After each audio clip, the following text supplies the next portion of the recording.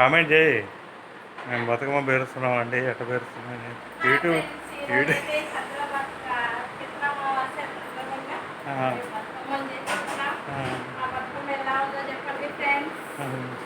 అంతా పేర్చిన తర్వాత మళ్ళీ పెద్ద వీడియో తీస్తాను లైవ్లో. కామెంట్ చేయండి. హాయ్ ఫ్రెండ్స్, ఎలా ఉంది మా బతుకమ్మ? ఇలాగే పెంచుతారా మీరు? నేనైతే ఇలా పెంచుతున్నాను. మళ్ళీ అక్కడ పోవాలి, మేము దగ్గర పెంచుతాము. కానీ ఇదేంటి ఇలా పెట్టండి.